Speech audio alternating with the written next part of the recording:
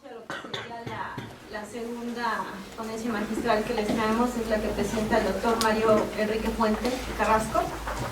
Él es originario del estado de Tlaxcala, egresó de la carrera de Biología de la Universidad Autónoma Metropolitana, de la Unidad Xochimilco, y del doctorado en Ciencias Ambientales de la Universidad Autónoma de Tlaxcala. Desde el año de 1986 se ha desenvuelto en el sector educativo en diversas instituciones de Oaxaca. Fue profesor investigador de la Universidad del Mar, del CIDIR, Unidad Oaxaca, del IPN, y desde el 2008 en el Instituto de Estudios Ambientales de la Universidad de la Sierra Juárez, ubicado en Ixtlán de Juárez. En las áreas de gestión destacan los cargos de jefe de proyecto en la Unidad Regional de las Mixtecas, de las Culturas Populares de la SEP, así como jefe de carrera de Biología Marina y vicerrector académico de la UMAR. En la UNCIC ha estado a cargo de la dirección del Instituto de Investigaciones de Estudios Ambientales y como coordinador de promoción al desarrollo. Sus principales áreas de trabajo en la investigación y promoción al desarrollo se han enfocado sobre el tema de justicia ambiental en territorios rurales en diversas áreas como lo forestal, la gestión del agua, la minería, la energía eólica y el ecoturismo, entre otras. Entre algunas de sus distinciones destaca su reconocimiento a perfil deseable dentro del programa de mejoramiento del profesorado de la SEP y como investigador nacional del Sistema Nacional de Investigadores. Y te cedo la palabra para que comencemos con... Gracias. Bueno, te agradezco a Edith, Sergio, Ario también la invitación para hacer un intercambio. Yo lo que les comentaba es que no tanto vengo a exponer, sino vengo a exponerme. Entonces, porque es una propuesta que estamos haciendo. Entonces, antes de empezar, nada más quisiera tener un sondeo muy rápido de las licenciaturas que están presentes. ¿De qué licenciaturas hay? Arquitectura. Ingeniería civil. Ciencias políticas. Antropología. Antropología. Ciencias políticas. Sociólogos. Acá es ingeniería. Antropólogos. Unos más que suficiente. No hay biólogos, ¿verdad? No. Ok, ustedes fueron. Bueno, sí. Entonces, ¿o cercanos a biología? Levi, desarrollo sustentable. Bueno, entonces miren, básicamente lo que esta parte del proyecto fue resultado de un financiamiento que se hizo por CONACYT, lo que antes era fondos mixtos, que no existen, en Oaxaca, y se trabajó también en colaboración con la UAM. Entonces es un trabajo que pretende ser interdisciplinario y multidisciplinario. Ya vieron, está un biólogo allí, están ecólogos, CLAC, está una forestal, Magdalena, una de ciencias ambientales y un colado de economista que está al final ahí la parte. Lo que estoy proponiéndoles es abordar esto en 5 puntos. La primera es que quiero comentarles cuáles son los alcances de mí exponerme ante ustedes, los alcances, en qué me estoy exponiendo con ustedes. El segundo punto que está mencionado ahí, que es el primero en términos académicos, son que dentro del enfoque que quiero proponerles es la gestión comunitaria del agua desde la perspectiva de la economía ecológica. Y desde esa perspectiva de la economía ecológica considero el concepto de metabolismo como un concepto también metodológico que quiero mostrarles cómo lo estamos abordando, cómo estamos tomando el metabolismo como un concepto que permite ayudar a entender los procesos de economía ecológica. El segundo que está mencionado ahí, que es el tercero, tiene un sentido más de tipo teórico, donde tiene que ver con lo que mencionó Peniche, y quiero hacer explícito que también los problemas de economía ecológica y estos menesteres que tenemos también tienen raíces estructurales. No voy a dedicarme a las raíces estructurales. No es una cuestión nada más de voluntad, una cuestión de decir yo quiero hacer, sino también tiene raíces estructurales. El tercero, quiero explicarles la experiencia que tuvimos nosotros con comunidades en la Sierra Juárez, donde un concepto que ellos han autopropuesto es el de comunalidad. Discutieron mucho si debe llamarse comunitarismo, y es comunalidad. Entonces quiero comentarles cómo la comunidad es una forma de gobernanza. El cuarto es ya la propuesta empírica, y el quinto pues nada más una serie de reflexiones. Entonces, en concreto, ¿qué es lo que pretendo aquí? ¿Qué alcances tengo con ustedes en esta parte? Los alcances que tengo es que voy a presentarles algo como un mapa, es decir, mapas que se hacían antes, que decían dónde está el colegio, y me hacían una grafiquita acá, ponían el ADO, y no estaba en escala, era una cuestión para guiarme, y que está desfigurado. Lo que voy a presentar es esto, un mapa muy general. Tuvimos dudas de qué presentarles, si el estudio empírico como tal, o el estudio teórico. Entonces decidimos poner teórico y empírico, pero nada más como un mapa, es decir, es esquemático, como dice ahí, y estoy polarizando las posturas. No hay posturas ideales, pero estoy polarizándolas para abrir, en todo caso, un debate o una situación que permita un diálogo. El primer punto que quiero exponer, ¿en qué me estoy exponiendo? Es que somos una parte de un cuerpo académico que ha tratado de fortalecer o de construir este campo de economía ecológica. El primer punto es, la economía ecológica no es algo que ya esté constituido, estamos considerando que es un campo en construcción, y es un campo en debate, donde hay economistas ecológicos que presentan esa carátula, pero en realidad mi impresión es que son economistas ambientales o economistas ecológicos. Y algunos de los retos que quiero comentarles es estos, ¿no? Que no son acabados y que hacia allá vamos con el trabajo, ¿no? ¿Qué papel juega la teoría? ¿Qué papel juega el dato en este campo de economía ecológica? ¿Qué tanto nos estamos diferenciando o siendo hermanitos de posturas positivistas, donde se hacen leyes universales y que tenemos que aplicarlo como leyes universales? Y también, el último punto que estoy mencionando ahí, es si nos estamos diferenciando o no de los postulados de la teoría económica neoclásica. Reitero que yo no estudié economía, entonces me absuelvo de esa situación, pero bueno. Otro punto que está mucho en debate en economía ecológica es si debemos seguir posturas universales de lo que es la economía ecológica, o nosotros en América Latina tenemos posturas, tenemos planteamientos que deben de no tener esa influencia colonial que implica la corriente anglosajona, la corriente eurocentrista. Y es un punto también de mucho debate, si estamos hablando de que América Latina tiene problemas diferentes, y si tiene problemas diferentes, tendría que tener un marco teórico, un análisis conceptual diferente o alterno al dominante. ¿Qué otro punto le estamos comentando ahí? Se dice que la economía ecológica es un campo transdisciplinario. Yo me conformaría que fuera multidisciplinario. Si llegamos a Inter sería fabuloso. Pero también quiero exponerles esto, cómo tratamos de que la economía ecológica se constituya en un campo transdisciplinario. Y creemos que el planteamiento de metabolismo social nos puede ayudar un poquito en esta situación. Otro punto que hemos también desarrollado, y está en algunos artículos, si ustedes buscan coinvestigación, Mario Puente, Barkin, van a poder encontrar esto, que nos hemos tratado de acercar no a la investigación participativa. Eso queremos hacerlo, pero queremos acercarnos a algo que le llamamos coinvestigación, o en su caso a un diálogo de saberes. No es el motivo ahorita exponerlo, pero quiero ponerlo en antecedentes porque el trabajo partió de esa premisa, de tratar de hacer un trabajo de coinvestigación, y que no es investigación participativa. También lo dejo nada más como apuntado. El otro, en economía ecológica hay una gran cantidad de conceptos, hay una cantidad enorme de planteamientos teóricos, y aquí estamos planteando cómo esos conceptos teóricos los podemos territorializar en el caso físico, y bajar a referentes de datos, a cuestiones, pero sin caer en positivismo. El otro punto es cómo la economía ecológica está entre dos mundos. ¿Cuáles son los dos mundos? Ecologizar a la economía o economizar a la ecología. Es decir que la naturaleza no se puede tocar, que es sagrada, porque atenta contra la naturaleza. Y miren que lo está diciendo un biólogo. Y ese es un debate que tenemos mucho al interior de la universidad. En la universidad, la mayor parte de los profesores son biólogos, y tenemos la carrera de forestal. Cuando las comunidades quieren hacer un aprovechamiento forestal, ¿qué es lo que dicen? ¿Cuántos pajaritos vas a matar cuando se caigan con el arbolito? Cosas así que tenemos que son reales. Y los otros hablan. Entonces estamos en un dilema muy fuerte. ¿Qué es la economía ecológica? ¿Una ecologización de la economía? ¿Una economización de la ecología? Y ese es un punto que queremos.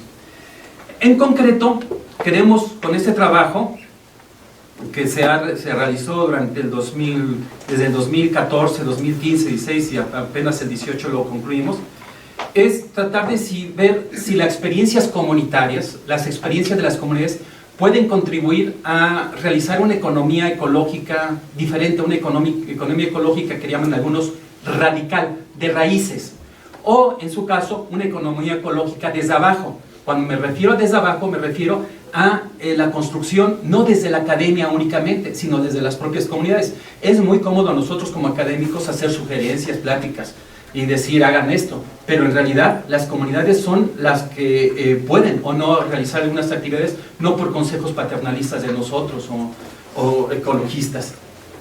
Y en ese caso hemos, la zona en que estoy, que es la Sierra Juárez de Oaxaca, es una zona o un laboratorio, vamos a poner antropológico, sociológico, ecológico, muy interesante para explorar estos asuntos. En concreto, lo que quiero mostrarles es el esfuerzo que hemos estado haciendo para tratar de articular una serie de conceptos y tratar de territorializarlos.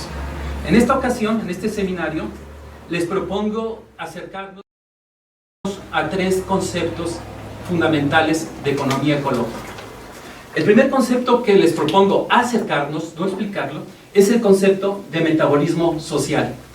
Un segundo concepto que tenemos mucho debate, y confieso que todavía no está aclarado, y que ha sido motivo de debate, es introducir el concepto de gobernanza. Y al final quiero comentarles las dificultades que tenemos para poder definir qué es justicia ambiental. Metabolismo, gobernanza y justicia ambiental son conceptos que les quiero proponer en esta exploración de cómo, a partir de una interacción con las comunidades, podemos tratar de ver si nuestros conceptos permiten explicar o comprender mejor el fenómeno, no al revés. Aquí estamos reconociendo que a veces, dependiendo del marco teórico que tengas, tú ves ese marco y ya no ves otra realidad. Tratamos de abrirnos a que esos marcos teóricos sean cuestionados a través de estrategias en la comunidad. ¿De acuerdo? Sí. Va. Primer concepto que quiero comentarles, el concepto de metabolismo. Y aquí el primer punto de concepto de metabolismo es que el metabolismo hace referencia a sistemas, lo que planteaba Bertalanffy, toda esta idea de sistemas, un conjunto de elementos que tienen interacción entre sí y que cada quien define que si es un elemento, un sistema complejo o un sistema complicado, que son diferentes. ¿Alguien recuerda lo que es el sistema complejo? ¿Qué características tendría un sistema complejo? Algunas características que ustedes quisieran. ¿Qué características tendría un sistema complejo? Bueno. No sé usted. ¿Cuál? No, nada. Bueno, uno, ¿han oído las propiedades emergentes?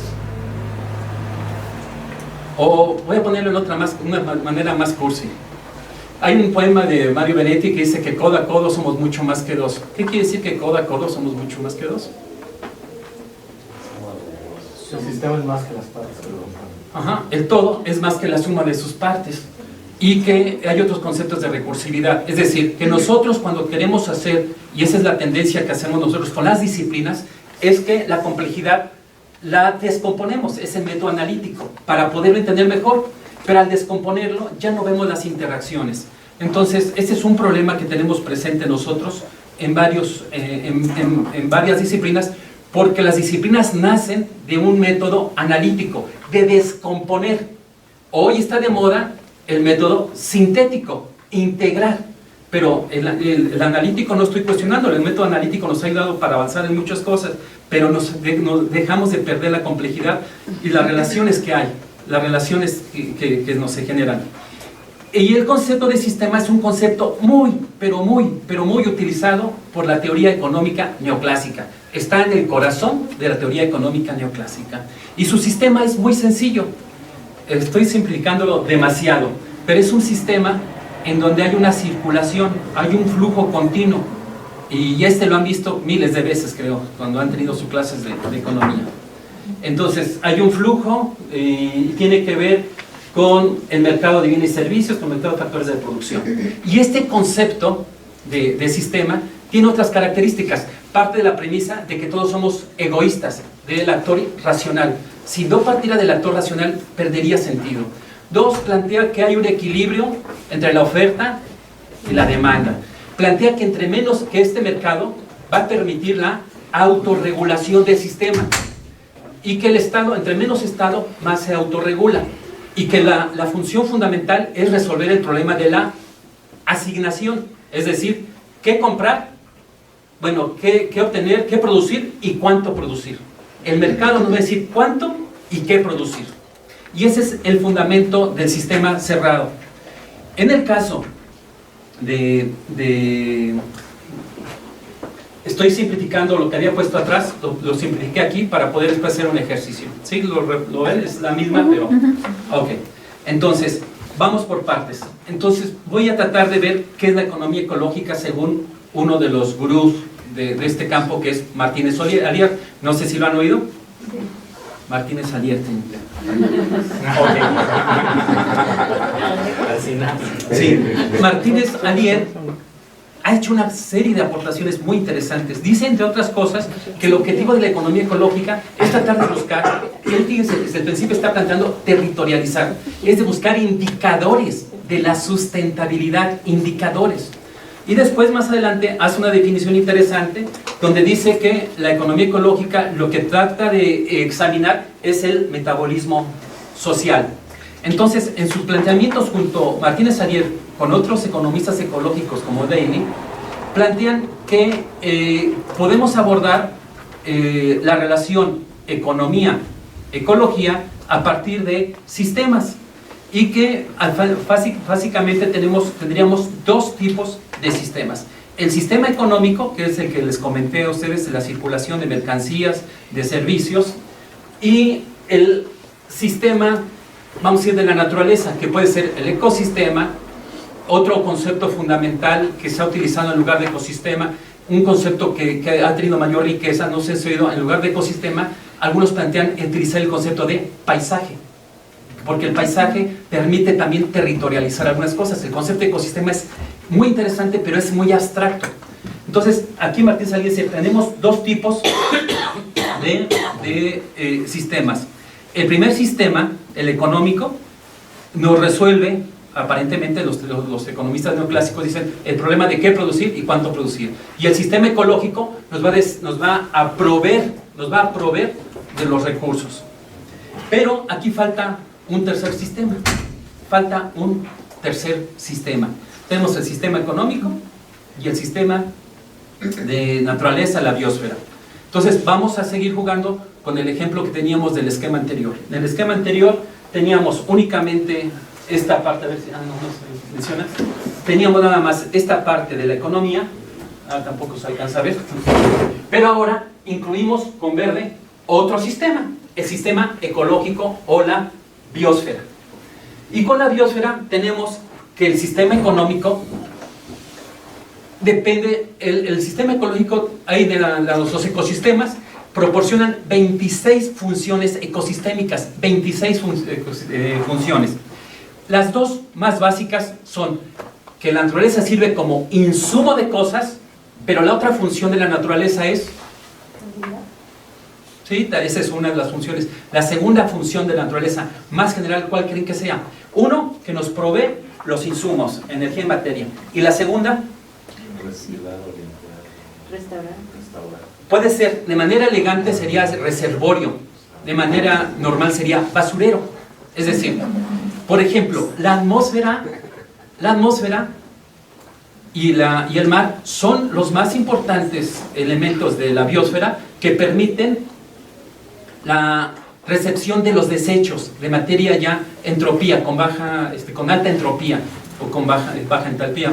Es decir, que esas dos funciones son, si la naturaleza no tuviera esta función de ser depósito, sería otra situación la que se plantearía.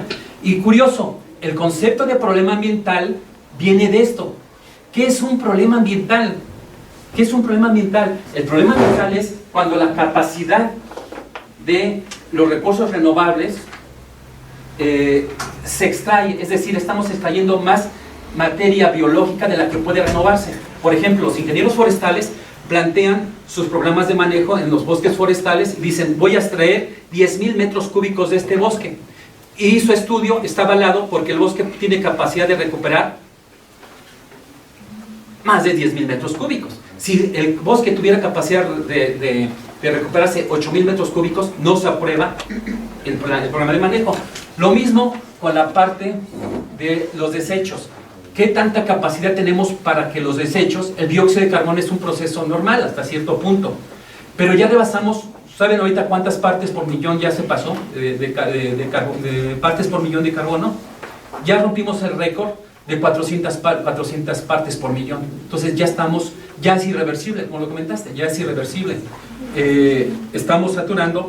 ¿Y cuál es el problema? La naturaleza, la Tierra va a seguir todo el tiempo. Aquí comento algo porque los alumnos de la carrera de Ciencias Ambientales, cuando festejan su día ambiental, ¿saben cuál es el símbolo que siempre traen? Un mundo así con mucho calor, así que pobrecito, y que le ponen un helado, así como...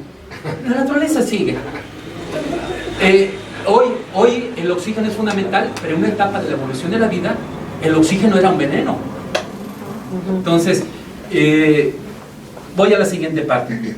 Entonces, aquí tenemos que este es el enfoque metabólico tradicional que se ha tomado. Cómo hay una relación entre el entorno económico y el entorno ecológico. Y este tipo de relaciones nos generan una serie de dificultades epistemológicas, conceptuales, que ya les había comentado hace rato. ¿Cuál es el papel del mercado? ¿Cuál es el papel de los ecosistemas? Y el problema que se había planteado, ¿qué queremos? ¿Economizar la ecología o ecologizar la economía? Consideramos que la ecología profunda es una corriente muy importante, y la ecología profunda tiene una vigencia muy fuerte y cada vez tiene más gente en ese paradigma. En la universidad, quien trabaja con esto, que es Ricardo Plat, él se considera parte de un promotor de la ecología profunda. Estoy esquematizando. La ecología profunda, ¿recuerdan más o menos qué supone? ¿Por qué es ecología profunda? Si alguien quiere comentarlo para no saturar yo. Pues. El grado se vería como el grado de conciencia o el grado sentimental o espiritual entre la relación naturaleza y hombre. Ajá, muy bien. ¿Qué más? ¿Qué otros elementos? Los tomadores de decisiones deben de hacerlo desde una cosmovisión. Está bien. Y la cosmovisión biologicista es que si vamos a producir cosas, es respetando a la naturaleza. Es decir, ojo, que la sociedad debe subordinarse a las leyes de la ecología, de la naturaleza. La economía dice que los procesos de regulación deben subordinarse a las leyes del mercado. Tenemos este dilema. ¿Qué hace la economía ecológica? ¿Qué está proponiendo la economía ecológica? Convivencia armónica. Convivencia armónica, ¿no? Vamos a ver, vamos a explorar. Pues digo que me voy a exponer porque no está concluido el trabajo. Ok, entonces vamos, seguimos con Martínez Alier.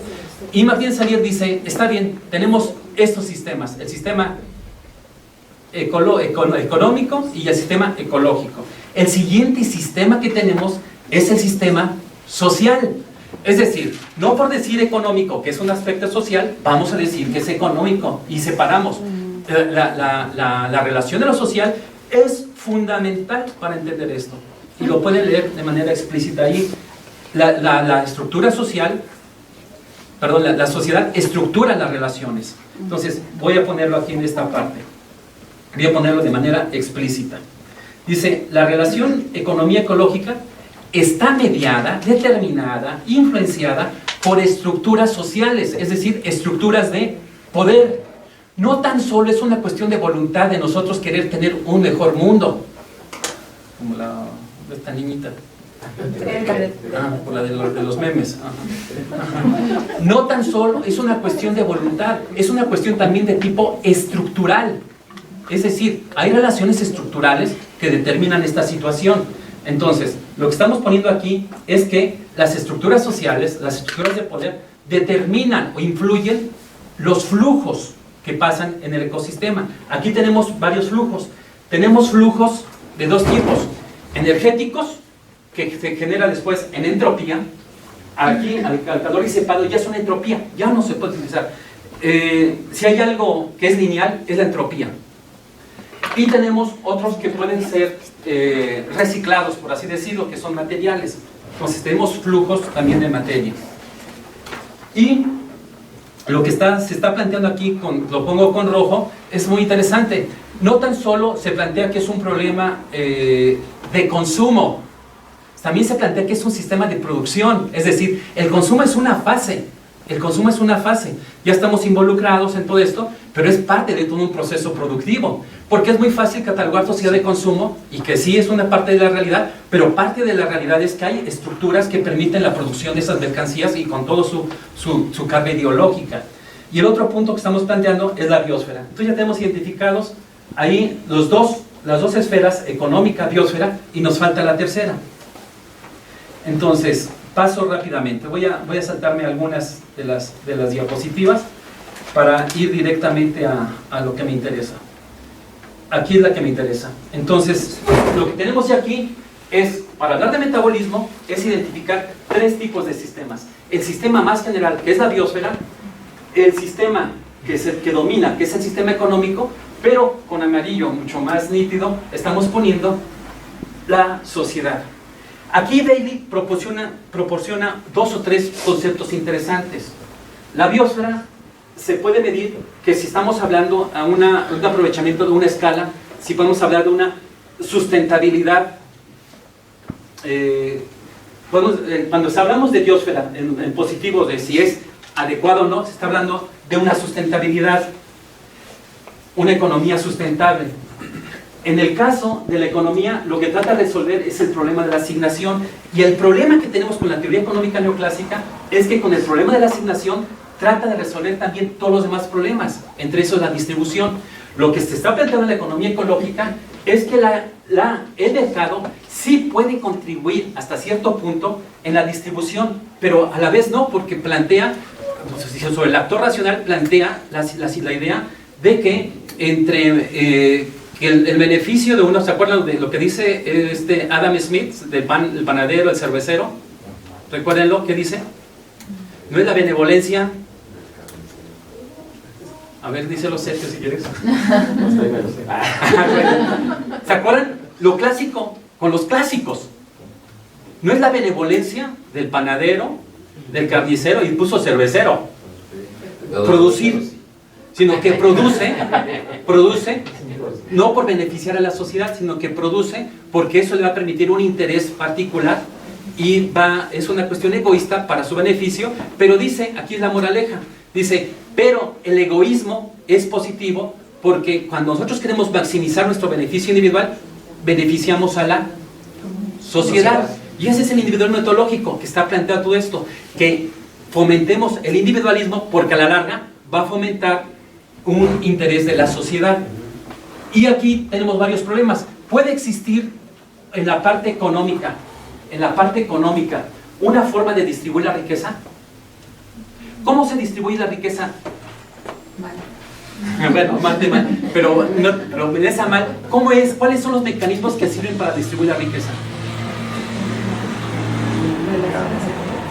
Ok, vamos por partes. ¿Mercado? Esa es la postura de la teoría económica neoclásica, pero a la teoría económica neoclásica no le interesa tanto la distribución, le interesa cómo en una sociedad como la nuestra se distribuye la riqueza. ¿Cómo? Según la estructura... ¿Poder? Ajá, el poder, pero a través del poder, pero ¿cómo se distribuye la riqueza? De intereses. ¿Qué mecanismos, instrumentos sirven? Fíjense, ¿qué instrumento es el fundamental para la asignación, para decir qué producir y cuánto producir? El mercado. ¿Ya? ¿El mercado sirve para distribuir la riqueza? No es su objetivo. ¿Cuáles son los mecanismos que tenemos para distribuir la riqueza? Pues donde va a haber una ganancia es al que se le va a dar el recurso, o bueno, la riqueza. Okay. Ese es un punto que tenemos que estudiar, porque cuando pasamos a la parte ambiental, no tan solo se trata de distribución de la riqueza física, material, sino también la distribución de, ¿qué creen? Del acceso a recursos, tanto limpios o recursos ya deteriorados, la contaminación. Entonces, son dos cosas, ¿eh? Entonces, la economía ecológica plantea como uno de los temas centrales cómo se definen los lenguajes de valoración en la distribución de los componentes económicos, que es lo tradicional, pero también de las cargas o de los beneficios económicos, que es algo que se ha trabajado con Edith en el caso de las presas. Es decir, el concepto de justicia ambiental derivaba de esto, que los afrodescendientes vivían en zonas alejadas donde se iban los desechos, y ellos empezaron a protestar porque ellos, donde vivían, estaban los desechos, y empieza a haber un momento de justicia ambiental, de una distribución, no de los beneficios, sino de ¿qué? Los costos, los pasivos ambientales. Entonces, aquí el punto clave es que en la estructura social es donde se dan los derechos de propiedad, la estructura del poder, la distribución de los ingresos, y es la estructura social quien define la intensidad, la cantidad y la calidad de los flujos de energía y materia. ¿Sigo? Entonces, este apartado es el que nos interesa. Entonces, ya nos estamos introduciendo a un segundo concepto que les había comentado. Uno, el de metabolismo, que no lo he agotado, pero quería nada más presentarles un mapa. El segundo es el concepto de gobernanza. El concepto de gobernanza tiene mucho debate. Nosotros estamos retomando lo de algunos autores mexicanos, como por ejemplo Luis F. Aguilar, que lo van a ubicar en planeación, sí, porque ese es casi también como de los... Sí, Entonces estamos retomando parte de estas propuestas contextualizadas, ¿no? Entonces, y si mal les vale, ¿no? Entonces, ¿está ya? Está el Departamento de Políticas Públicas. Que es el próximo conferencista dentro de un año para que...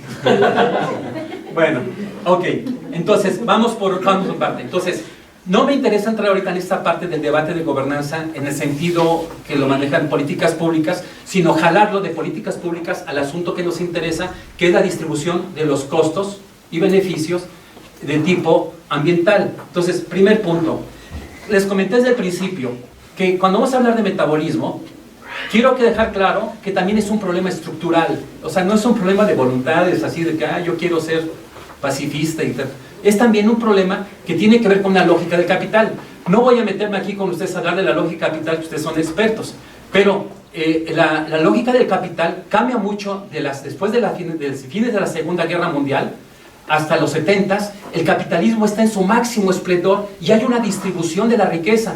Aunque había, vamos a decir, ciertas injusticias, había una distribución de la riqueza. Los obreros eran relativamente bien pagados. Por ejemplo, aquí cerca de ustedes tienen Ciudad Sagún. Ciudad Sagún fue una empresa estatal que producía carros de ferrocarril como parte del promotor del desarrollo, y automóviles. Era del Estado. Había una situación, había un desarrollo muy importante, y durante ese periodo de los 30 a los 70 hubo un crecimiento del Producto Interno Bruto que no tan solo México, sino varios países tenían. Se llegó a tener hasta uno de 7%, ¿no?, del Producto Interno Bruto. Y México, aunque no lo crean, fue autosuficiente en algunos productos, en arroz, en fin. Entonces estamos hablando de este periodo, pero hay un cambio radical. Fíjense, ustedes están muy jóvenes. El grito de la época que me tocó a mí era que no a la explotación del capital, no a la explotación del capitalista, malditos capitalistas, tal. ¿Cuál es el grito de hoy? Pégame, pero no me dejes. Explótame, pero no. Hoy el capitalismo tiene una cara diferente de exclusión social. Hoy el capitalismo no requiere de mano de obra. Entonces, lo que estamos pensando pues, no podemos seguir pensando un marco teórico de la estructura de los 70s, de los 80s, a una situación completamente diferente. El concepto de gobernanza nos da algunas pistas. Y en este contexto tenemos que el Estado empieza a cumplir diferentes papeles. A mí me tocó, gran parte, me tocó en el sentido de que mi padre trabajó todavía con el estado de bienestar y tenía cierta distribución de la riqueza, había inclusión, había algo de jubilación, en fin, y tocó en este periodo. Y estamos en un periodo diferente, donde el Estado adquiere otras funciones dentro de ese sistema. Y esto tiene que ver con el Consenso de Washington, con las reformas constitucionales, en fin. Y con la naturaleza también tenemos una problemática, una crisis de tipo ambiental, donde adquiere naturaleza hoy diferente papel. Voy más concreto. En este periodo, donde el capitalismo ya tiene fuerte crisis, ¿el capitalismo de qué teóricamente se desarrolla? ¿Cómo se genera el capital? ¿Cuál es la principal fuente que planteaba Marx sobre la generación de la riqueza? ¿A partir de qué? Del trabajo, de la explotación del trabajo en la fábrica. Hoy es diferente, hay una situación diferente. Hoy gran parte de la generación de la riqueza depende de la extracción, paradójicamente, de la naturaleza. Estamos regresando a periodos donde empieza el capitalismo, donde requería de oro, plata y toda esta situación. Bueno, voy finalizando esta parte.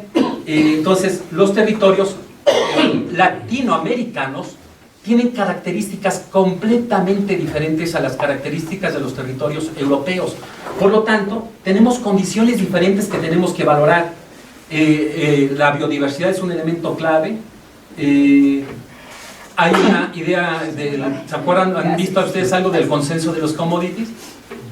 Donde actualmente lo que nosotros estamos exportando, lo dijo hace rato Peniche, de que lo que estamos exportando es energía, estamos exportando energía en materia. Por ejemplo, la soya, y nos lo dice Walter, cuando la soya se exporta, no está exportando soya, está exportando fósforo, potasio, nitrógeno. Y lo peor es que lo que estamos exportando tiene ya precio asignado en el mercado internacional. Entonces estamos en una época así.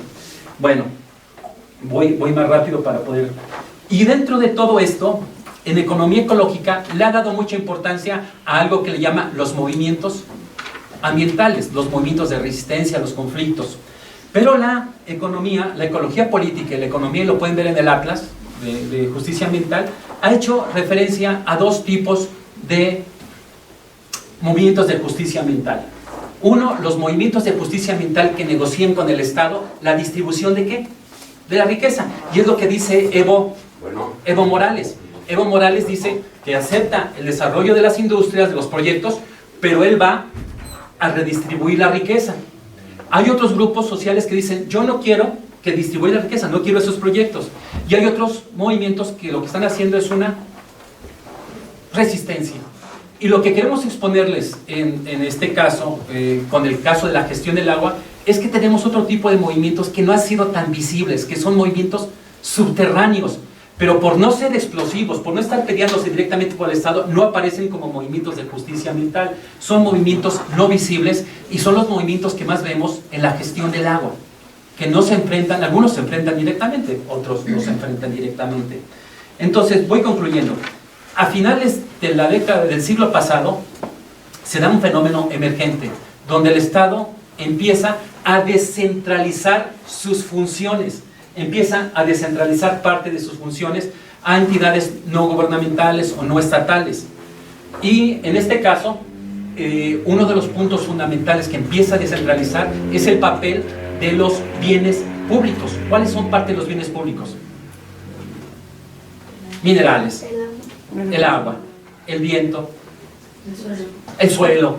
Entonces, aquí lo que me interesa a mí atraer el concepto de gobernanza es que empieza a haber un debate de distribuir o descentralizar esas responsabilidades. El caso más claro que se planteó en esto fue la reforma energética, donde el Estado dice, tengo que necesitar de otras instancias para poder realizar esta parte. Entonces, aquí estamos hablando que hay una disputa en México, sobre todo en el caso de recursos. Y lo que estamos planteando, repito, de manera esquemática, no me hagan caso, va a venir Luis F. Aguilar, va a regañarme, no me hagan caso, estamos viendo dos tipos de gobernanza, pero la gobernanza dominante es que quien se está apoderando de gran parte de los bienes y servicios es un grupo de la sociedad que tiene el poder económico y que tiene capacidad e influencia para poder definir los lenguajes de valoración de la naturaleza. ¿Cuál es el lenguaje de valoración de la naturaleza dominante? Necesitamos explotar las minas porque eso nos permite la inversión extranjera indirecta, nos permite el crecimiento de empleos, nos permite... Y es un discurso, y es un lenguaje de valoración muy pertinente. Pero y utiliza la democracia representativa como un instrumento para esto con las leyes que hay. Pero también estamos considerando que hay otro tipo de gobernanzas, es decir, otro tipo de disputas de la sociedad al Estado para que esa descentralización que está la capture. Y eso es lo que llamamos nosotros como una gobernanza desde abajo, donde la sociedad empieza a disputar esos espacios también. Y los movimientos ambientales están parte de esto que no son tan visibles. Entonces tenemos dos tipos, estamos planteando de manera muy esquemática, dos tipos de gobernanza, desde arriba y desde abajo. Repito, el asunto es mucho más complejo, estoy esquematizando, perdónenme que me esté escudando, pero bueno. Entonces, ¿cuál es la importancia del tema de la gobernanza en la parte del metabolismo? Es muy importante, lo dejo ahí para que ustedes lo vean.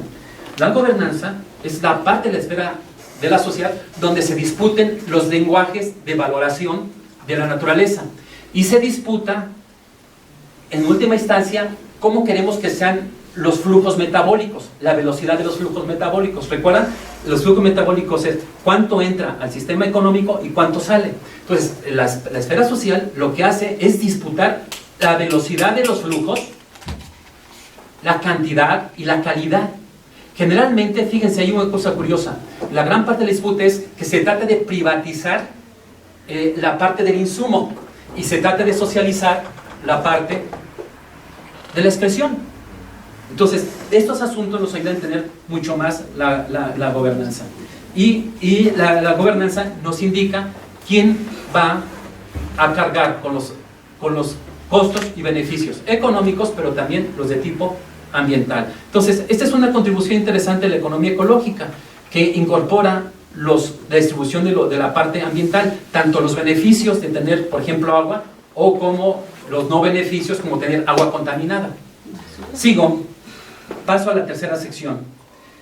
Quiero tratar de territorializar esta exposición tan teórica a cuestiones mucho más concretas. Consideramos nosotros que las comunidades de las zapotecas de la Sierra Juárez, durante las últimas 3 décadas, han adquirido una capacidad de negociar con el Estado la apropiación de estos bienes. Y hay cosas muy interesantes que parten de esto. Primero, que las comunidades zapotecas ya tienen una vieja tradición, unas viejas ritmos de, bueno, añeja, vamos a ponerle, añeja tradición del servicio comunitario. Y el servicio comunitario es inherente a un tipo de sociedades como están allá, donde tienen amplios territorios, son pocos y necesitan ponerse de acuerdo para poder sobrevivir de esto. Entonces, estas comunidades tienen dentro de su cultura es el trabajo comunitario y de tomar decisiones a partir de asambleas. Pero las últimas, ¿recuerdan que les dije que las últimas 3 décadas había dado una transformación global? La transformación global vino en 2 sentidos. Un sentido es para aumentar la gobernanza desde arriba, el uso de los poderosos para poder apropiarse del Estado y a partir de ahí definir leyes con la tecnocracia.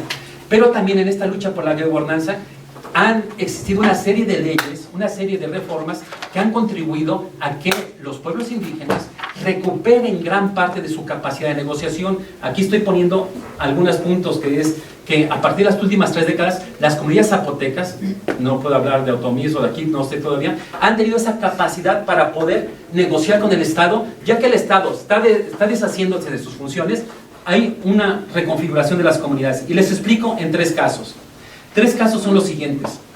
Antes, en la década de los 70s, en los 80s, las comunidades en la sierra se autonombraban como campesinos, pero no se adjudicaban como zapotecos, chinantecos. No había una cuestión de la identidad. ¿Por qué? Y es lógico.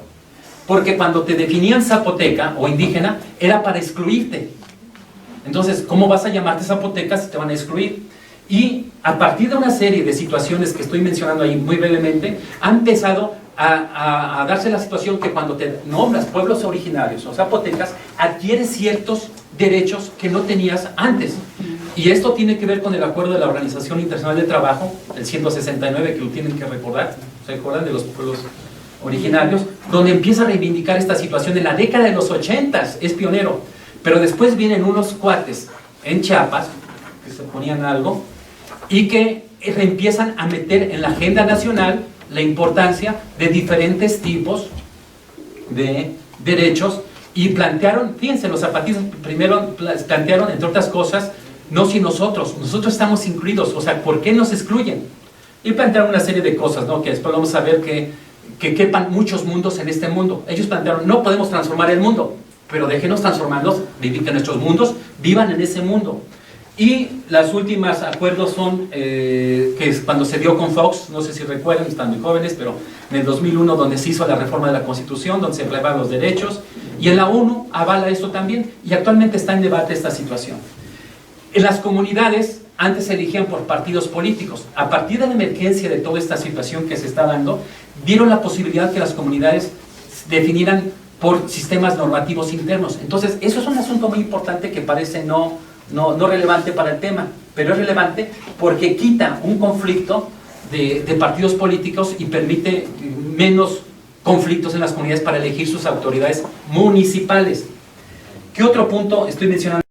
El otro punto es que ¿recuerdan cuáles son los tipos de tenencia que hay en México, de tenencia de la tierra? Privada, ejidal y la propiedad comunal. La propiedad ejidal tuvo una modificación muy fuerte en el 92 que yo dudo si se puede llamar propiedad social, pero eso sería para otro debate. Pero la propiedad comunal permaneció con ciertas características muy interesantes, y la propiedad comunal, los regímenes agrarios se definían a que tú tenías como campesino la posibilidad de, el Estado te cedía gran parte de un territorio, pero la parte arable, la parte del subsuelo, la otro es del Estado, es de la nación. Cuando vienen los derechos indígenas, vienen a reivindicar y dicen, no, lo mío no nada más es lo arable, es el territorio, y empieza a generarse una serie de situaciones que no se tenían antes. Comento esto porque estos elementos dan nuevas luces a esta situación del metabolismo. Y entonces, por ejemplo, las comunidades ahora reclaman y piden que los bosques ellos son los dueños, porque estaban antes de que se creara la nación. Y en el mismo sentido está lo del agua. Entonces empiezan a disputar esta situación. Y el estudio que hicimos, nosotros lo hicimos en la Sierra Juárez. Estamos tomando de muestra esta parte. Como trabajamos con parte de forestales y de hídricos, ellos plantean que si queremos estudiar alguna cuestión del agua, lo primero que tenemos que ver es la unidad ambiental. La unidad ambiental básica, fundamental, es la cuenca. Entonces nos obligaron a hacer estudios de cuenca, y que si íbamos a estudiar teníamos que hacer nanocuencas, y que, en fin, la cuenca es la unidad básica para poder hacer el aprovechamiento. Voy a mostrar parte de esta situación.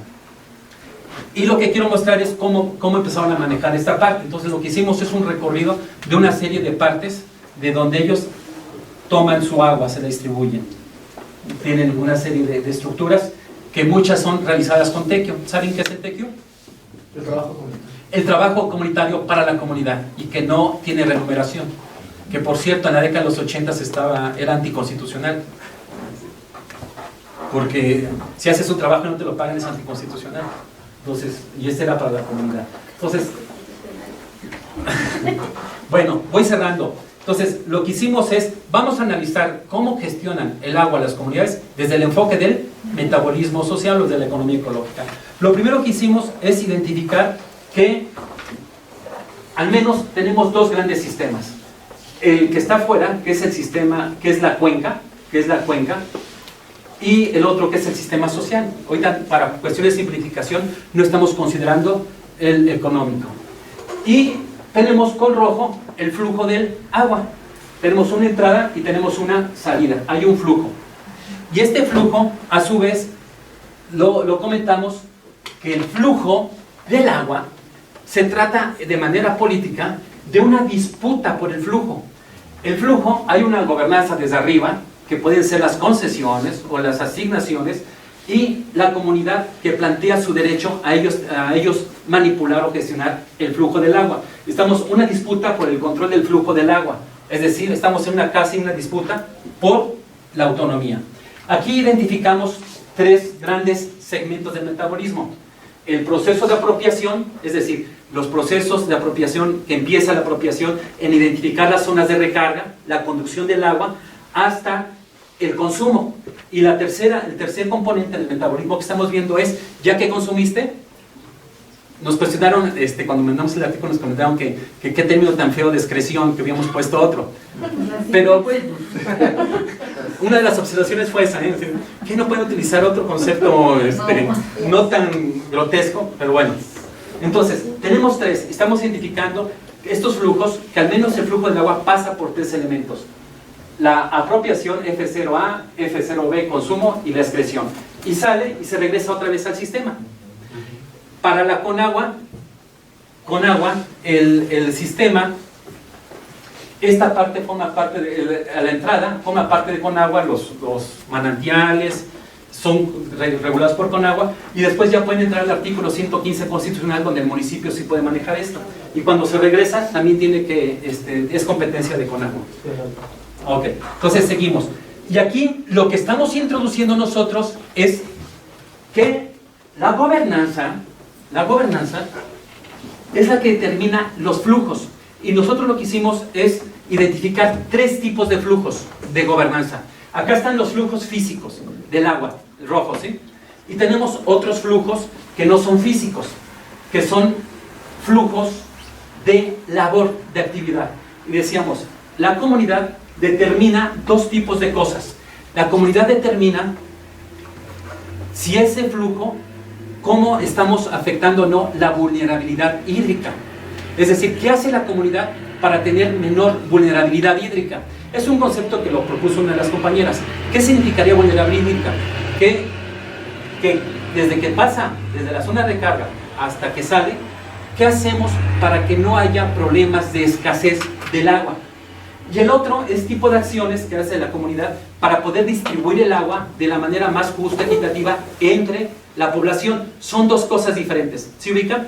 Unas acciones para manejar la gestión del agua para que tenga menos daño, y otra para distribuirla. Pongo un ejemplo en acciones para vulnerabilidad. Por ejemplo, un indicador. La zona de recarga. Si la zona de recarga tiene una alta deforestación, tiene altos problemas de aridez, ¿qué es lo que hace la comunidad para reforestar esa zona?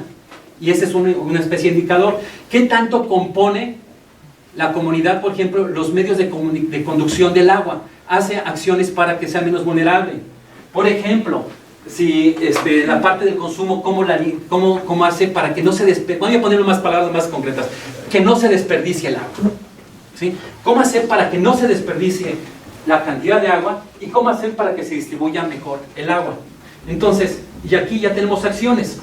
Acciones, obviamente, para la distribución del agua, tiene que ver con el consumo. ¿Cómo poder que cuando con el agua llegue al consumo de todos? Y las acciones para cómo desperdiciar menos que está con anaranjado. Ese es, en términos generales, el flujo. Ya de manera completa es este. Ahorita les comento dónde está el artículo. Está de manera ya completa, donde pusimos otro. Las políticas, ¿cómo se organizan ellos políticamente para definir estas acciones? ¿Cómo se organizan para definir, uno, que haya menor problemas de desperdicio de agua, pero que se distribuya mejor? Y aquí se definieron 56 indicadores. Ahorita les enseño cuáles son los 56 indicadores. Entonces tenemos para las políticas, no marca esto, pero para las políticas de organización, acciones para reducir el desperdicio y acciones para poder aumentar la distribución. Por ejemplo, la distribución es, entre los indicadores que teníamos, por ejemplo, es la cobertura del servicio. Será 100%, 80%, 50%. Se trata del agua. ¿Qué acciones hay? Y de manera esquemática, hicimos el estudio con 26 comunidades. De manera esquemática, aquí estamos representando esta situación. Les digo, dudé si presentar la parte empírica o la parte teórica. Uno de los puntos que identificamos no es que queramos hacer apología a las comunidades. Uno de los puntos débiles que tienen es el problema con el tratamiento del agua cuando está en la expresión. Las plantas de tratamiento de aguas residuales es un negociazo, donde hay empresas que se dedican a eso, pero los dejan sin operar. Una de las bondades que vimos en la comunidad es el manejo del agua, por ejemplo, en las zonas de recarga. Es un asunto muy interesante. Y aquí quiero hacer dejen ver si... voy a enseñarles algunos de los indicadores. A ver, nada más para que no se queden. Esos son... que no parece, ¿verdad? ¿Cómo le hago? Para que vean. Cierro el otro. Para que aparezca el Word. Es que... Ajá. Pero la presentación, ¿no?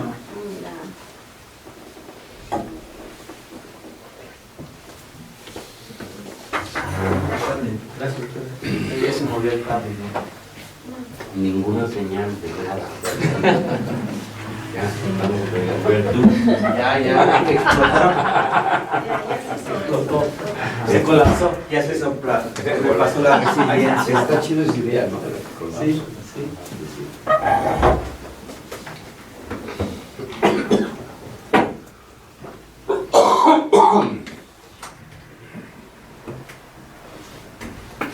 ayer decíamos Peniche y yo, los doctores, esto, pero no sabe uno hacer Sí, no, es un problema que tenemos los economistas, no sabemos cambiar ni un poco, o sea, está cayendo en el asunto. Ok, entonces ahí está.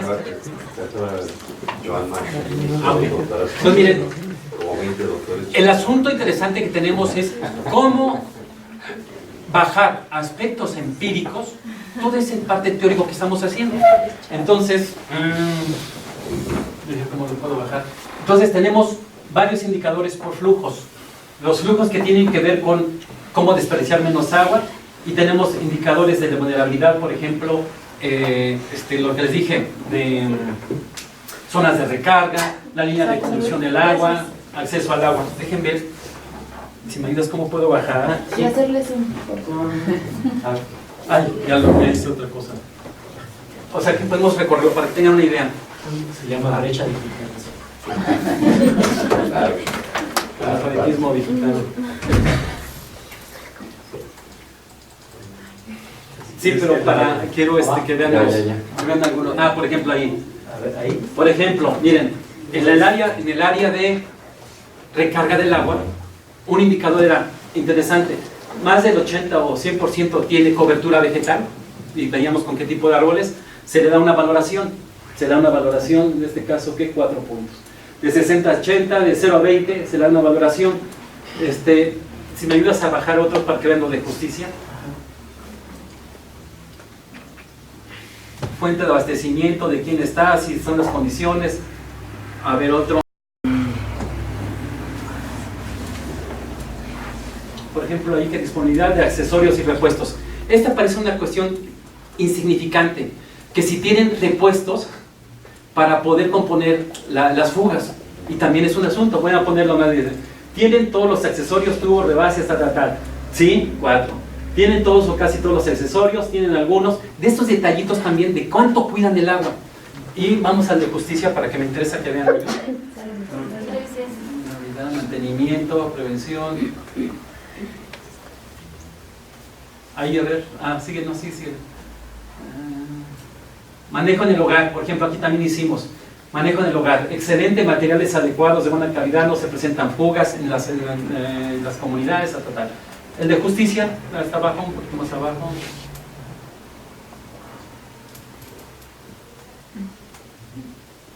El de justicia es interesante. La cobertura del servicio alcanza del 95 al 100%, le damos una valoración. Continuidad, ¿qué tan continuo es el servicio del agua? Le damos una valoración. Tratamiento, ¿necesita tratamiento el agua? Hago una aclaración, gran parte de las comunidades no les gusta utilizar cloro, entonces es un asunto también medio. Frecuencia de tratamiento, ¿sigues bajando, compañero? Abastecimiento, instituciones que participan, cómo se organizan, en fin, pasamos a 56 indicadores de estos para tratar de representar físicamente esta situación. ¿Sí? Sí, pasamos a la diapositiva. Sí, a la diapositiva.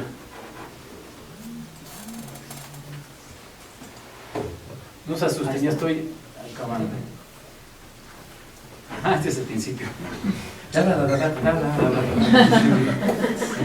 Ok. Vamos a ver. Entonces, tratamos de territorializar esto a partir de esos componentes. Y un punto clave pues hay varios asuntos que sería difícil ponerlos acá, pero se los comento de manera verbal. Por ejemplo, nosotros creíamos que gran parte del problema del agua tenía que ver con el flujo mismo. Y empezamos a diferenciar que una cosa es las necesidades y otro los instrumentos. Voy a poner un ejemplo. El WC, en una de las comunidades que tenemos, es típica de un modelo de Max Weber de tipos ideales. ¿Se acuerdan los tipos ideales? Que no existen en realidad, pero nos sirve como referencia teórica para poder explicar. Y esa comunidad nos sirve como un tipo ideal.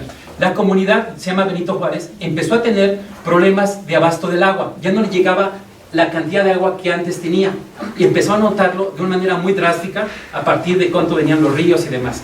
Lo que hacen, ¿qué creen que formulan? Que tenemos poco tiempo, va. Bueno, son parte de las preguntas. ¿Qué hacen? Lo que formulan ellos es algo muy interesante. Ya no vamos a explorar mayores abastecimientos de agua. porque si buscamos otras fuentes de abastecimiento de agua, vamos a tener el mismo problema, porque el agua ya es un problema. Ellos identifican que ya ver menos agua y lo ven con su agricultura. Ellos están viendo esa situación. Entonces dicen, ojo, y eso es muy interesante. Dicen, ya no podemos tener mayor acceso, ya no podemos buscar otras fuentes de agua. ¿Qué vamos a hacer? El abastecimiento que tenemos vamos a tratar de aprovechar la mejor forma. Y entonces, ojo, en asamblea deciden ellos que van a hacer estrategias para reducir sus consumos excesivos y mantener sus necesidades básicas. Eso es muy difícil y tenía que ver con lo que tú comentaste. ¿Qué tanto tenemos capacidad de esta situación? Y entonces, uno de los primeros puntos que ven es que dicen que los WC utilizan mucha agua. ¿Qué es lo que hacen en la asamblea? Llano WC, baños secos, baños ecológicos, lo que sean. Eso es algo que para nuestra sociedad, para nuestra cuestión de urbanización, no quedaría, ¿verdad? O sea, ¿cómo es que nosotros vamos a ir a un baño seco? Y entonces es una decisión altamente interesante que en plena decisión comunitaria deciden suspender sus WCs. Y con la Benito Juárez es una comunidad todavía mucho más dramática. ¿Saben qué hizo? Todas las casas tenían tomas domiciliarias. Las cancelaron por hidrantes. Y cada casa, lo más lejano que podía tener el hidrante es 25 metros. Es decir, pusieron hidrantes cada 50 metros. Es una decisión que es un sacrificio para nosotros. Y lo deciden en asamblea. Ojo, otra cosa interesante. Si tienes un difunto, te conectan el agua. Si tienes fiesta, también te la conectan. No se preocupen, si hay un casorio o algo así, eso es parte de la cosmovisión. La iglesia, el hospital y el municipio tienen agua. Entonces, hacen este tipo de situaciones que para nuestra sociedad sonaría un poquito como raras. Cuando vino un alemán a ver eso, dice, esto es injusto, ellos deben de disfrutar las mismas necesidades que nosotros, y por qué ellas tienen que sacrificarse, deben tener WC, tal. Aquí un poquito los que protestan son los jóvenes, porque dicen, ¿cómo es posible que mis compañeros de allá tengan WC y tal? Y se generan, no crean que todo es armonía, pero esas decisiones fueron tomadas por asamblea, y es se llama voluntariedad de segundo grado. Nosotros podemos tener voluntariedad de primer grado. ¿Qué es eso? Que queremos ser conscientes y no voy a tomar agua de botellada, no voy a tratar, y es voluntariedad de primer grado. Es decir, voy a transportar en bicicleta. Pero ellos pasaron de voluntariedad primaria a secundaria, una decisión por asamblea, donde ellos mismos restringen sus necesidades de este tipo.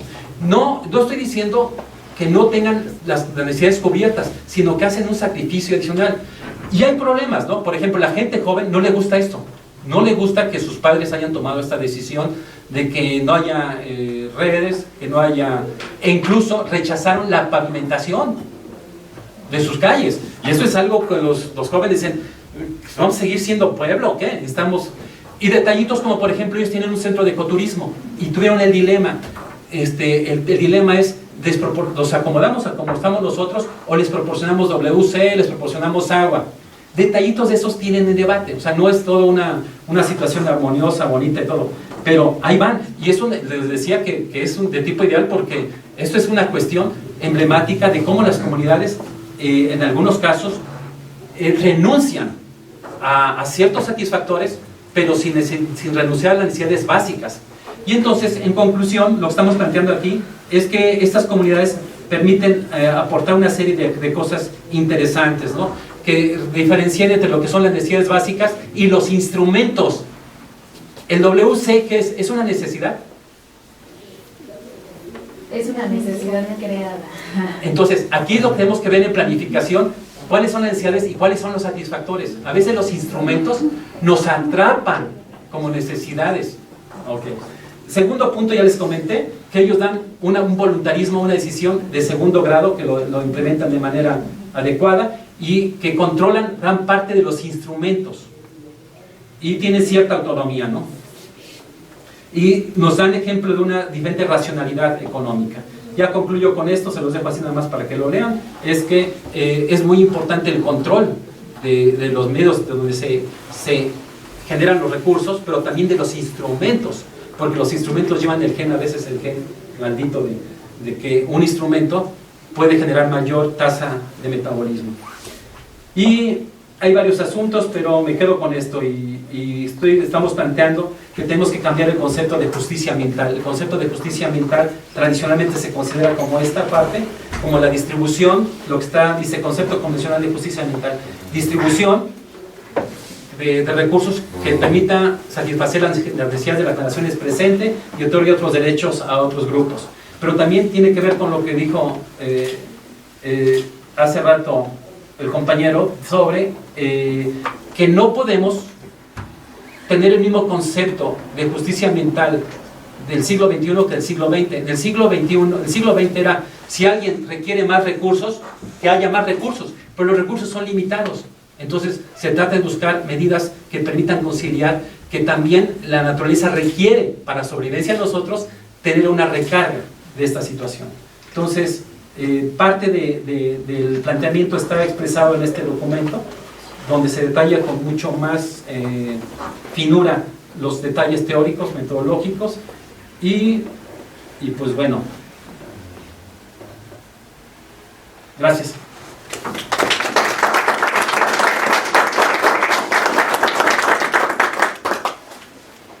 Te agradecemos esta ponencia que nos acabas de dar. Yo creo que muchos de ustedes han de haber aprendido economía ecológica, porque no es único economista, se nos fue, pero yo creo que esto les da oportunidad para ver o tener una visión diferente más allá de la que nosotros como su planta docente les estamos dando. El doctor les está dando una visión con un instrumento que ustedes pueden utilizar en este caso para analizar en las comunidades, y les da un referente. Sí, les recomiendo que lean mucho su lectura, ya por allá ya había pasado. Acá se lo recomiendo a Víctor, que quiere trabajar con comunidades. Entonces, pues bueno, preguntas, seamos breves. ¿Alguna pregunta para el doctor? Guadalupe. En referencia a la comunidad que manejaba como ejemplo, la clave del éxito va en el número de integrantes, porque se me hace un poco complicado imaginar ese consenso en el consumo, en la reducción de consumo del agua, por ejemplo, en un municipio con mucho más población como sería Pachuca, y que no es un municipio tan grande como los que hay en el país, ¿no? Entonces la clave del éxito está en la cantidad de población que vive ahí. Sí. En primer lugar, no sé si puede llamarle éxito, porque no creo que ellos le digan. Ellos, los jóvenes, no van a recriminar que no es éxito, pero yo siento que... ¿A largo plazo? Sí, en parte sí, porque fíjate, el asunto que estamos viendo es que las comunidades que están en la Sierra Juárez aprovechan el agua no con trasvases, no de otras cuencas, sino de su misma cuenca. O sea, utilizan bomba para traer agua de otros lugares. Entonces, una parte que les permite es el territorio, tienen territorio. En parte sí, pero creo que son como 3 o 4 factores que tienen que ver con la antropología. Uno tiene que ver con la cosmovisión. Por ejemplo, hay una parte que a veces nosotros no la vemos de manera muy clara y que la vemos normal, pero por ejemplo ellos plantean que el agua no debe desperdiciarse, que el agua es sagrada, que el agua se regala. Detallitos así que siento que son fundamentales. Y el otro que tiene que ver con toda su historia de que para poder sobrevivir aislados, vamos a decir relativamente aislados, han tenido que acompañarse, y ellos creo que están identificando que cada vez están más excluidos de otros medios, y que si no hacen esto por proteger sus recursos, su agua, y hacer esta especie de sacrificio, estarían subordinados a decisiones externas. O sea, yo creo que sí es varios factores, pero me da la impresión, es una impresión personal, que ellos están empezando a ver que cada vez son más excluidos del medio y que necesitan buscar cierta autosuficiencia, cierta autonomía. O sea, no creo que sea tampoco una cuestión así de bondadosa de buscar otras fuentes, porque ellos el agua la requieren para su agricultura y saben, y eso es una parte interesante, están conscientes que si van a buscar otra fuente va a pasar lo mismo. Es muy complejo. Si alguien, un antropólogo, quiere estudiar eso, sería un buen tema de pregunta, de planteamiento. ¿Por qué hicieron eso? ¿Por qué hacen eso? Un comentario, ahí cuando pusiste lo de los tipos de gobernanza que decías casi al final de que manejaste, ¿no? Como 2 o 3 tipos de gobernanza. A mí me parece que hay uno anterior que lo das por supuesto, y ahora que te oigo me parece que es más importante. Immanuel Kant tiene un texto que se llama ¿qué es la ilustración? Entonces, a la pregunta de qué es la ilustración, él dijo que era la capacidad que tiene cada individuo del uso público de la razón, lo que en términos de gobernanza se traduce en quién puede opinar de los asuntos públicos, ¿no? Entonces, oyéndote en el caso, por ejemplo, de ellos, no quiero decir excluir, los jóvenes no están pudiendo hacer un uso público de su razón para decidir en una cuestión que los afecta, porque son los adultos los que decidieron. Lo que quiero decir es que ese es un punto importante en el tema de la gobernanza, es decir, quién puede o no participar en la toma de decisiones.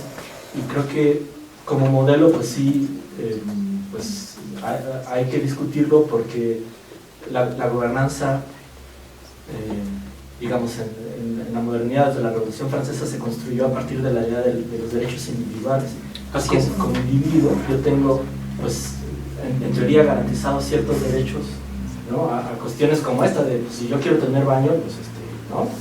Y yo puedo pagarlo, ¿no? que ese es el tema. Y entonces, ¿quién puede o no decidir si yo tengo entonces ahora que ir al baño, ¿no? A 25 metros o tomar el agua de ella? Es decir, se vuelve un tema complejo y ahí creo que hay otra cuestión, digamos, de tema de gobernanza que se encima, por decirlo, que una cuestión es una comunidad construida bajo la cosmogonía de que la comunidad es primero que el individuo, y otra donde el individuo es primero que la comunidad, ¿no? Y parte del modelo actual, o de la crisis de la que estamos hablando, es que, como dijiste tú de la economía, esto es una suma de intereses individuales, ¿no? Lo que está construyendo, y lo que la economía misma demuestra es que ya no, esa suma de intereses individuales ya no está siendo posible, los recursos ya no las pueden seguir sosteniendo, no podemos todos tener celular, efectivamente, ni carro, ¿no? Ni casa individual, ¿no? El mundo no da para eso. Sí. Pero ¿cómo pasamos entonces, si el otro modelo es comunitario? Porque eso tiene consecuencias en las libertades. Es decir, el problema, cuando decías tú, por ejemplo, lo de Star Trek ¿no? y Ridley Scott, el problema es, o sea, la discusión entre utopías y disruptopías, que es el otro lado, es que unas y otras suponen o no ceder derechos individuales. Es decir, lo que han planteado todos los de las disruptivas es que, pues sí, estamos mejor en términos de que todos tenemos, pero pues tenemos que estar siendo controlados, no tiene que haber un ente, por ejemplo, superior. Mientras, pues en el otro, pues sí, a lo mejor el mundo está en caos, pero yo soy libre y hago lo que quiero. O sea, el problema de la utopía es que significa sacrificios, pues en términos individuales y de consumo, no es tan como de buen y mal.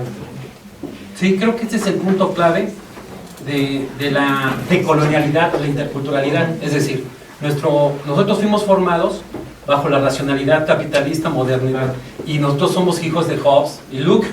Es decir, que el individuo está sobre la sociedad y estamos basados en esto, y es válido para nuestro entorno. Rousseau ya rompe con ellos, ¿no? Y estas premisas están basadas en la propiedad privada y del individuo. Y creo que hay que cuidarse de los dos extremos, porque hay una corriente muy fuerte que hace una apología del comunitarismo y dice que el interés de la comunidad está arriba de los intereses de las comunidades. Y que en este tipo de comunidades tiene lógica porque la tenencia de tierra es comunal, es agraria, es decir, ya tienen arrastrado esto, que cualquier cosa que haga uno le perjudica al otro. Entonces, y las generaciones jóvenes de repente pierden esta situación de que así ha sido la comunidad del interés individual, tiene que subordinarse al otro. Y en el caso del agua, me suena un poquito más lógica o más racional la postura de las comunidades que la postura individualista. En el caso del agua, no en todo, ¿no? Porque si se acaba el agua, se acaba para todos. Claro. Se acaba para todos. Pero ese es un tema que nos ayuda a entender la parte de la interculturalidad. Y eso tiene que ver con el investigador. Tú, cuando vas a una investigación, tú tienes tu marco teórico de cómo debes subordinar tus preguntas y todo a nuestra forma de ver, de privilegiar los derechos individuales.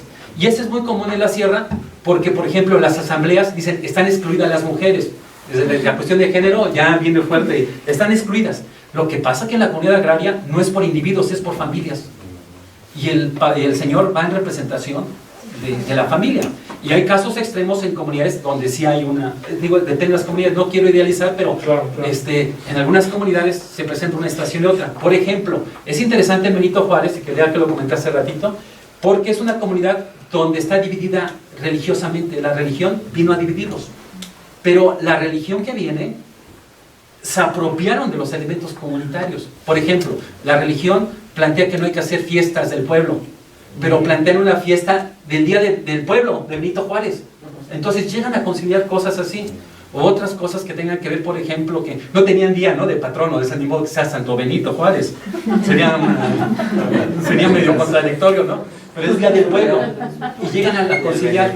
Y por ejemplo, están en contra de cuestiones patrias, de la bandera, pero se acomodan. O no hacen trabajo comunitario, ¿no? No, pero es así. Y hay otras comunidades que no menciono el nombre para, ¿no?, donde expulsan. Quien no eres católico, expulsan. Y si no te subordinas, te expulsan.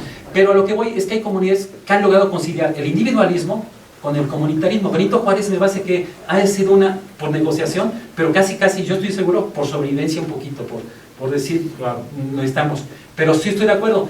Y deja decirte, hay un artículo que publicamos, se llama Coinvestigación, no sé si lo tengo acá, Coinvestigación Zapoteca, ustedes ven Coinvestigación Zapoteca, quienes participaron, fue otro proyecto que hicimos que participaran los jóvenes.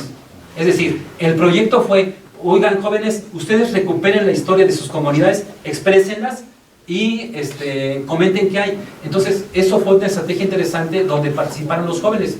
Y quienes participó en Benito Juárez son jovencitos que tuvieron que decir, pasó esto. Por ejemplo, una comunidad, ellos abren la llave del agua y creen que ahí estaba, pero se enteraron a partir del proyecto que hace 30, 40, no, hace 40, 50 años, tuvieron los abuelos, los bisabuelos, que traer agua de un lugar lejano de 11 kilómetros a pico y pala. Entonces, yo creo que no hay que limitar las cuestiones de tipo individual, pero ese es uno de los grandes retos. Ese es uno de los grandes retos. Y la comunidad lo está enfrentando con la migración y otros asuntos. Claro. Yo quiero preguntarte esto, uno de los trabajos de frontera que está ahorita en la Sociedad Internacional de Economía Ecológica, Sí. es el trabajo de, seguramente lo conoces, de Bob Costanza, sobre este asunto de abordar la irracionalidad del sobreconsumo, que de lo que estamos hablando, ¿verdad? De repente perdimos en esta dualidad que supuestamente tiene que haber de la libertad y la responsabilidad, ¿no? O sea, libertad sin responsabilidad, pues no. Ajá. No. Entonces, Sí, que es todo el dilema de... el marxismo lo plantea desde hace mucho, así como a diferencia de la libertad liberal, ¿no?, de la sociedad burguesa, para el planteamiento de Marx, o sea, una cosa es inconcebible sin la otra.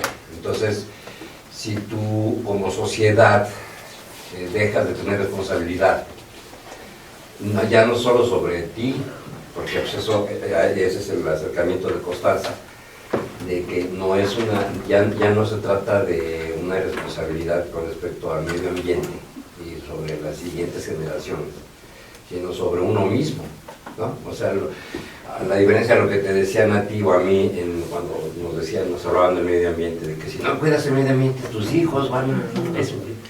Ahora es tú, ¿no? O sea, los chavos, lo que está diciendo la niña esta, Greta, es que a ella se la llevó patas de cabra, ¿no? A ella. En un país desarrollado, ¿no? Bueno, sí, no, o sea, por eso decíamos de las tendencias, ¿no? Tú ves, por ejemplo, la disrupción del ciclo de nitrógeno, ¿no?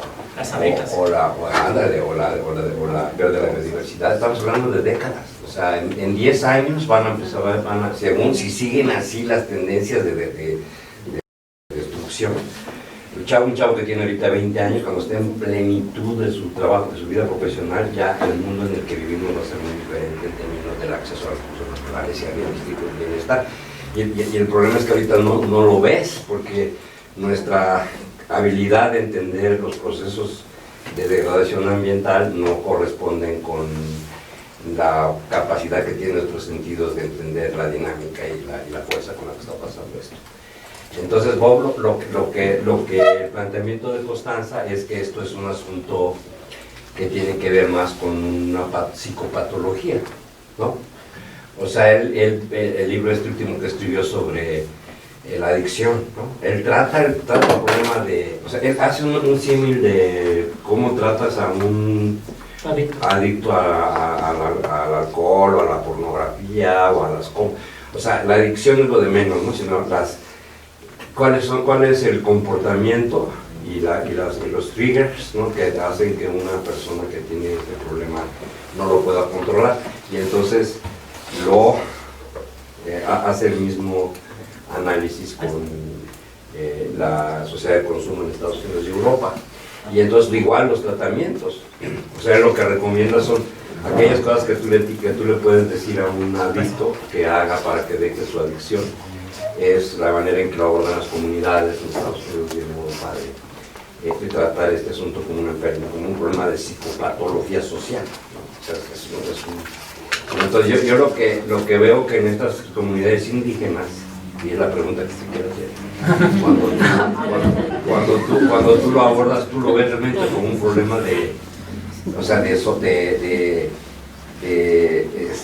hacer un comportamiento psicótico, suicida, que es como lo vemos nosotros aquí, ¿no? O sea, no hay otra manera de si viniera un marciano y llegara aquí a México y viera, por ejemplo, cómo tratamos el plástico o nuestra tecnología, cómo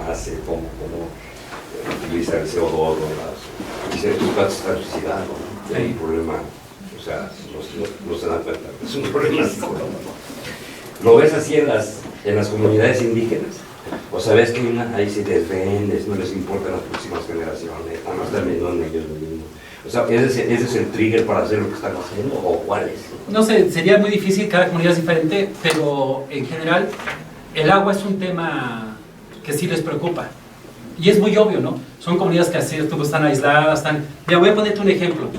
En el 2010 se cayó el puente que comunicaba a Oaxaca con Ixtlán, un puente que no es tan grande, pero se cayó con las lluvias, hubo una intensas lluvias y nos quedamos atrapados en Ixtlán, ya no podíamos bajar a la capital por cosas. Y el único súper que había ahí, pues la fobia de los profesores, todos, el abasto y tal, y fuimos a... Entonces, uno de los investigadores que trabaja con nosotros, le comentamos cómo le fue, pobre de su familia, porque él fue a Ixtlán y dejó a su familia en su pueblo. Y no podía comunicarse con ellos porque también se había caído otro puente. Y entonces, cuando se larga, estamos diciendo, oigan, pobre de sus hijos, ¿no?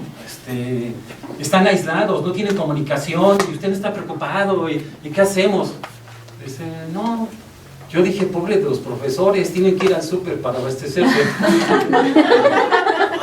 Y me deja así, bueno, entonces, ¿qué un cafecito? Y ya después metiéndonos, dice, nosotros almacenamos maíz para tal, tenemos esto, tenemos el otro. Entonces, yo siento que en las comunidades sí hay una situación de esta, pero como son comunidades que han tenido fuerte proceso de exclusión, yo creo que esta parte comunitaria ha sido revalorada como una estrategia de resistencia. Y el agua es un tema clave. Puede que, por ejemplo, las descargas no las encargo caso mucho, o sea, ellos sí descargan la mayor parte de sus aguas de una manera que no cuidadosa, pero el abastecimiento lo cuidan. Otros recursos no, puede ser, pero en general comparado, yo he visto que las comunidades de la sierra sí son más responsables en esa parte, porque ven lo fundamental. Sin agua es una parte de autonomía. En otros recursos tal vez no, pero el agua sí es una situación, en mi impresión muy general, que está presente en el cuidado comunitario.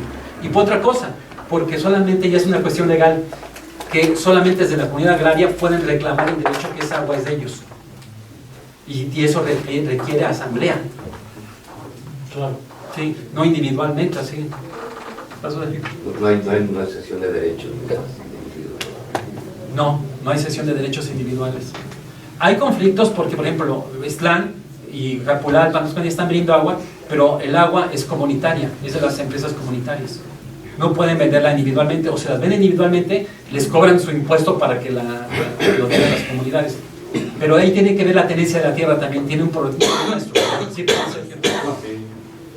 perdón, ya un tema para concluir igual un comentario. Pues hoy se engalanó el colegio con dos excelentes conferencias. Y sí, como comenta Mario, yo estuve en Ixtlán también un tiempo, les platicaba un poquito a los compañeros. Tenemos que ir para que vean, o sea, es muy diferente el caso de la Sierra Norte. Ustedes pueden ver ahí un acercamiento muy fuerte a lo que se trabaja en sustentabilidad, ¿no? Y como dice Mario, o sea, va mucha gente del extranjero que no entiende, ¿no? O sea, ¿cómo puede ser posible, ¿no? Pero es justamente también lo que nos comenta Peniche, ¿no? El doctor Peniche, sobre pues cómo está uno dispuesto a dejar pues el celular o los lujos, pero no hay otra solución, o sea, y es algo inverso que uno no entiende, pero que realmente es parte de la justicia ambiental. O sea, pensamos que la justicia ambiental es que todos tengamos, cuando la justicia ambiental puede ser, yo debo de dejar para que esté igual que el que no tiene, ¿no? Podría ser otra forma. Sí, y el concepto de justicia ambiental que lo ha tomado Martín Salier tiene que ver con eso. ¿Cómo hago yo también para cuidar que los recursos naturales son limitados y que tengo que distribuirlos? O sea, sí nos da pauta para una redefinición de justicia ambiental. Sí, no, bueno, lo que acaban de exponer, ahí me dejaron muchas cosas que pensar. Los invitamos también a los compañeros ahorita para que sigamos la comida y si quieren platicar más. Sí, y además dejen comentar esto. Aquí está el proyecto de coinvestigación, donde nosotros hacemos investigación. Acá están universidades, investigador universitario académico, investigador universitario estudiante, que tratamos, nos dimos cuenta que la universidad es la que más descontextualiza al estudiante. O sea, la universidad les ayuda a decir individualismo, tal. No se trata que pongamos, pero que haya pluralidad. Entonces, de este proyecto consistió que hay investigadores académicos, investigadores universitarios estudiantes, pero también hay investigadores comunitarios, y vimos que era muy importante esta liga, investigadores comunitarios, estudiantes de la propia comunidad, que sean los que ayuden a los otros a redactar, a aprender esto. Y este artículo está interesante porque es un intento de entrar a la coinvestigación, es decir, que no sean ellos nada más sujetos de investigación, sino que sean partidarios, que no hagamos un proceso extractivo nada más. Y está, y lo pueden ver, ahí está la propuesta, que es lo que estamos realizando, y que es un choque, es una propuesta apenas, porque implica, fíjense, cuando va uno a las comunidades, algunas comunidades dicen, ay, qué bueno que vinieron, nos van a ayudar, ustedes son los que saben, ustedes que tal, y bendito, tal. No es así. O sea, se trata de establecer un diálogo, porque ya nuestra estructura nos pone que los académicos no podemos establecer un diálogo así, porque ya tenemos jerarquizado una cuestión de superioridad. Y este es un artículo muy interesante que queremos abrir esa parte de la coinvestigación como un elemento clave de generar. Que obviamente les comento, esto de coinvestigación, tenemos un libro de esta parte, pero ese sí no le interesa a CONACYT, o sea, porque dice que es de consumo interno y tal. Nosotros lo hicimos porque ellos querían ver reflejado lo que expresaron en su documento, pero ese no vale para otras fuentes. Pero no lo puedes compartir. Entonces para que aprendan aquí. Exacto. Igual que el doctor Sergio, les agradezco a ambos el que estén aquí, que hayan compartido con los estudiantes del colegio, y esperamos volverlos a tener en otra ocasión. Les agradecemos. Aquí Alexis tiene preguntas que ya no puedo hacer, pero les voy a hacer ahorita. Pero ya no te lo estamos Pero ya no empezamos a hacerlas, Alexis.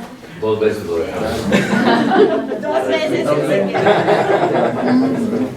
Muchas gracias a ambos. Sí. Vente para acá,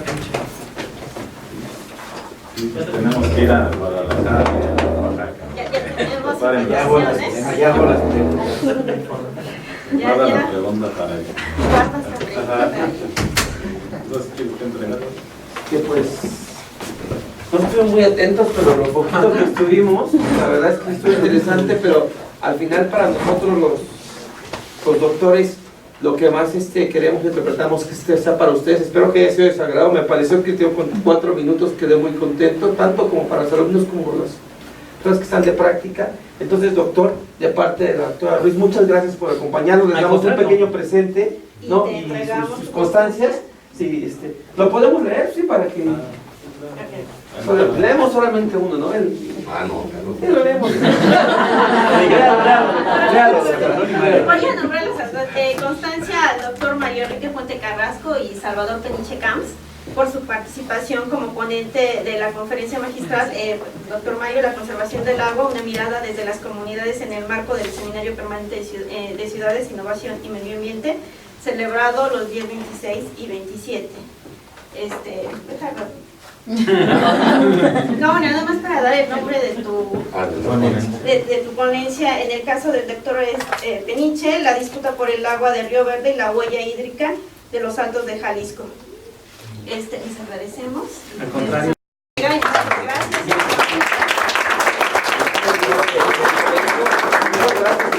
Acompañando y que inviten a nuestros alumnos también a sus eventos, que sería importante, y a las tareas de campo, ¿no? Y a las visitas de campo, ¿no? Y hay que planearlas, ¿no? Tanto con Magus como MPDR.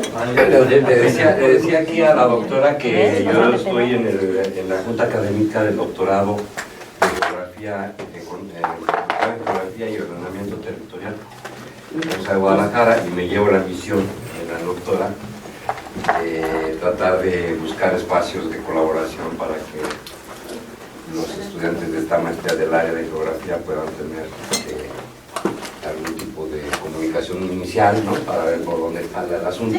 Sí, Tenemos tesis de ordenamiento, por ahí hay 2, ahí creo que están hasta sentaditas las 3 juntas, ¿no? No se volteen, están ustedes.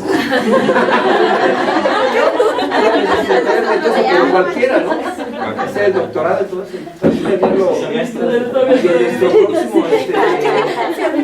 claro, de intercambio, si alguien quiere irse a Guadalajara, digo, movilidad, Oaxaca también, ¿no? Digo, así no se Está en la maestría. Yo diría 3 meses, ¿no? Pero y de la gestión académica, ¿no? Porque luego también es necesario sinodales o rectores. claro, y comentarle que estamos ahí trabajando con el doctorado, que también necesitamos profesores de su calidad externos para comprender esta plantilla, ¿no? ¿Algún sabático, alguna visita? Sí, claro, Pachuca, desde Pachuca ofrece más de lo que... Ellos lo saben, de los que están en los underground lo saben, ¿no? Muchas gracias, doctor. No, pues gracias. Felicitar también, nada más felicitar al doctor Ceballos, al doctor Mario por estos eventos que son para ustedes, ¿no? Y qué bueno.